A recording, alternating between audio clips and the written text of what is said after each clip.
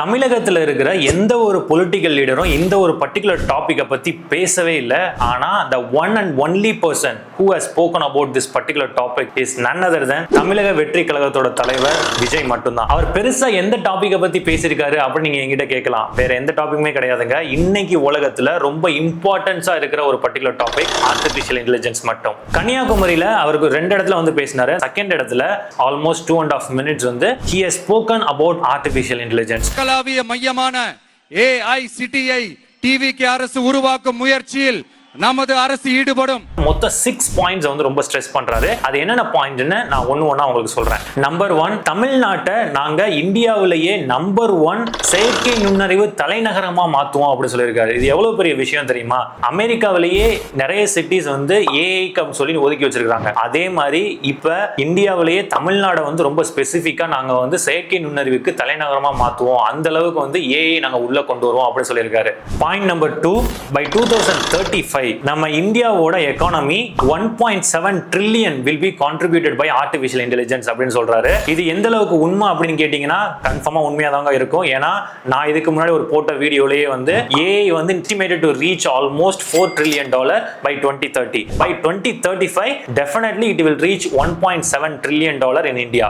Number 3, நாம தமிழ்நாட்டை செயற்கை நுண்ணறிவோட தலைநகரமா மாத்தணும் அப்படின்னா இதுக்கு நாம மட்டும் ஒர்க் பண்ணா பத்தாது. உலக அளவில் இருக்கிற தமிழ் மக்கள் எல்லாரும் சேர்ந்து தான் ஒர்க் பண்ணா மட்டும்தான் இதை வந்து நம்மளால அச்சீவ் பண்ண முடியும் அப்படிங்கிற பாயிண்ட் ஸ்ட்ரெஸ் பண்றாரு. இது மூலமா யாரை ஸ்ட்ரெஸ் பண்றாரு அப்படின்னு உங்களுக்கு தெரியுதா என்னன்னு தெரியல. எனக்கு நல்லாவே தெரியுது. கூகுளோட CEO மிஸ்டர் சுந்தர் பிச்சை தான் ரெஃபர் பண்றாரு. ஏன்னா அவர் தான் கூகுளோட ஏங்கிற ஒண்ணு வந்து ரொம்ப கான்ட்ரிபியூட் பண்ணக்கூடிய ஒரு இடத்துல இருக்காரு. I personally feel he is indirectly speaking about him. Number 4, உலகத்திலேயே இந்த மாதிரி ஒரு இனிஷியேட்டிவ் யார் எடுத்திருக்கா அப்படிங்கிறது தெரியல. உலகத்துல AI அப்படிங்கிறதுக்கு ஒரு யூனிவர்சிட்டி கிடையவே கிடையாது. ஆனா நம்ம தமிழ்நாட்டுல ஆர்டிபிஷியல் இன்டெலிஜென்ஸ் அப்படிங்கிற ஒண்ணுக்கு நம்ம ஒரு பல்கலைக்கழகம் உருவாக்குவோம். AI மூலமா நிறைய ரிசர்ச் பண்ணுவோம். AI மூலமா நிறைய எஜுகேஷன் பண்ணுவோம் அப்படிங்கிற ஒரு பாயிண்ட் ஸ்ட்ரெஸ் பண்றாரு. If it is going to be in Tamil Nadu, we are going to be top of India. Point number 5, Madurai, Coimbatore, Trichy இந்த மாதிரி பெரிய பெரிய சிட்டிஸ்ல ஒரு 5 சிட்டிஸை மட்டும் எடுத்து அந்த சிட்டிஸ் எல்லாத்தையும் AI சிட்டியா மாத்துவோம் அப்படின்னு சொல்றாரு. சோ AI சிட்டி அப்படிங்கிற பட்சத்துல என்ன பெருசா மாத்திர போறாரு அப்படின்னு கேட்கலாம். ரொம்ப சிம்பிள்ங்க. பஸ் ஸ்டாண்ட் போறீங்க, அங்க உங்களுக்கு ஏதாவது உதவி தேவைப்படுது அப்படின்னா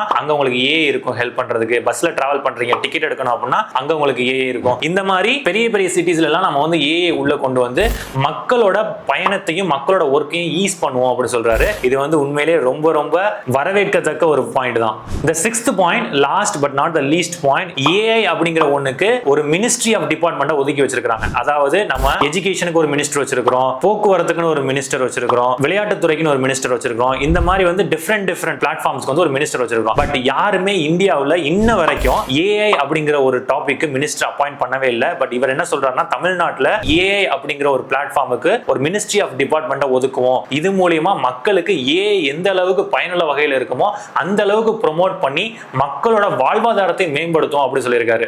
நிறைய பேர் AI மூலமா இது நடந்துகிட்டு இருக்கு அது நடந்துகிட்டு இருக்கு அப்படின்னு தப்பா நெகட்டிவா தான் பேசுறாங்களே தவிர இந்த மாதிரி நல்ல பாயிண்ட மக்களுக்கு எடுத்து கொடுக்கறதே கிடையாது. அந்த இடத்துல வந்து I see him as someone who is entirely different from other politicians. இதை வந்து நான் அவருக்கு சப்போர்ட் பண்ணி பேசுறேன்னா அப்படிங்கிறீங்க டெஃபினட்டா வந்து யாருமே சப்போர்ட் பண்ணி பேசல. நான் இது வரைக்கும் பார்த்துக்கிட்டு இருந்த ஒரு பொலிட்டிக்கல் நியூஸ்ல இந்த ஒரு நியூஸ் மட்டும் எனக்கு ரொம்பவே டிஃபரெண்டா இருக்கு. ஏன் அப்படின்னா எந்த பொலிட்டிஷியன்ஸுமே இப்ப கரண்டா ட்ரெண்டிங்ல போயிட்டு இருக்கிற இந்த ஒரு பர்டிகுலர் டாபிக் பத்தி பேசவே மாட்டேன்றாங்க. ஆனா ஏங்கிற ஒன்ன வச்சு ஃபேக் நியூஸ் கிரியேட் பண்றதுக்கு மட்டும் அவங்க வந்து ரெடி பண்ணிக்கிறாங்களே தவிர பட் இந்த மாதிரி ஒரு நல்ல விஷயம் பண்றதுக்கு யாருமே வந்து யூஸ் பண்ணிக்கிற மாட்டேன்றாங்க அப்படிங்கிறதுக்கான ஒரு மன வருத்தம் எனக்கு இருந்துச்சு. பட் இந்த மன வருத்தத்தை வந்து இவர் ஃபுல்ஃபில் பண்ணிட்டாரு. So I am so happy that he has spoken about it. என்னோட லைஃப்ல I have been teaching AI to many people.